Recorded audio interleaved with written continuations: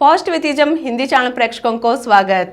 हिंदी के प्रमुख कवि एमपी कमल जी से लिखी हुई भारत के वीर सपूत लोकमान्य बाल गंगाधर तिलक की जीवन गाथा को आपके सामने प्रस्तुत करना चाहती हूँ। आज के अंक में तिलक जेल जाने के बाद उनकी पत्नी सत्यभामा की हालत को अब हम जानेंगे। सोचते सोचते सत्यभामा एक ओर लुढ़क गई। शायद उन्हें गस आ गया था। उसी समय उनका बेटा राम बाबू माँ के कमरे में आ पहुंचा। राम बाबू ने माँ को बेहोश देखा तो वह रो पड़ा। उसने उन्हें तुरंत बिस्तर पर लिटाया। घर के सारे सदस्य इकट्ठे हो गए। पड़ोस के लोग भी आ गए। डॉक्टर को बुलाया गया। डॉक्टर ने इंजेक्शन दे दिया। थोड़ी देर में उन्हें होश आ गया। माँ, तुम्हें क्या हुआ था? छोटी बेटी दुर्गी ने सिसकते हुए पूछा। कुछ नहीं बेटी, माँ ने पुत्री को अपने गोद में बिठाते हुए कहा। तुम्हारे पिता के बारे में सोच रही थी। सोचते सोचते सिर में चक्कर आया और बेहोश हो गई। आप इतना ना सोचा करो माँ, बड़ी बेटी मधु ने कहा। माँ, तुम इस तरह दुखी होगी तो हम सब क्या करेंगे? छोटा बेटा बापू बड़े गले से बोला।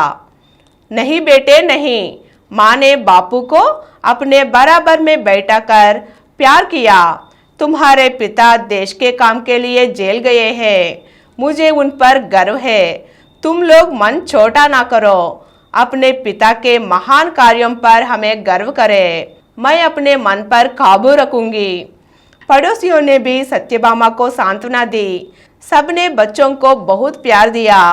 तभी तिलक के अनेक साथी सत्यभामा का हाल चाल पूछने आ पहुंचे। जब उन्होंने सत्यभामा जी के बेहोश हो जाने की खबर सुनी तो उन्हें बहुत दुख हुआ। उन्होंने पूरे परिवार को सांत्वना दिलाई और कहा, तिलक की समय से पूर्व रिहाई के लिए कोशिशें की जा रही है। सरकार पर दबाव डाला जा रहा है।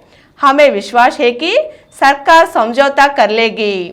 बहुत कोशिशें की गई।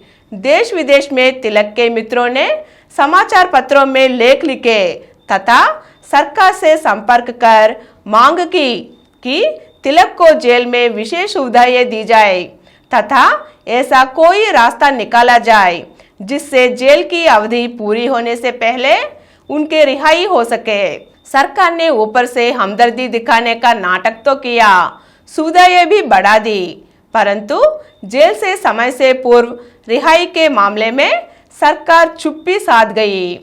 सरकार तिलक को देशवासियों से दूर रखना चाहती थी, अतः उसने समय से पूर्व रिहाई वाली प्रार्थनाओं पर कभी विचार नहीं किया था। 3 महीने के बाद तिलक की पत्नी अपने परिवार के सदस्यों के साथ तिलक से मिलने गई।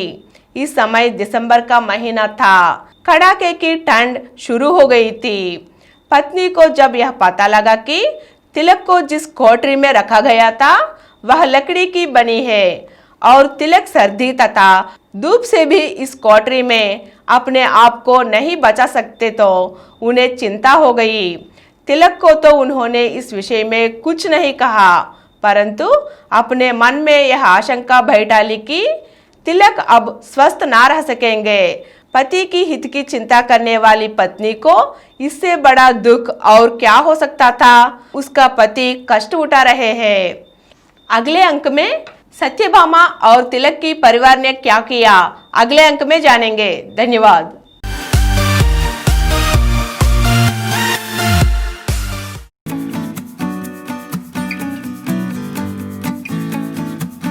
Download Samaram multi-channel app and watch your favorite channels from your mobile. App available on Google Play Store and subscribe to the channels.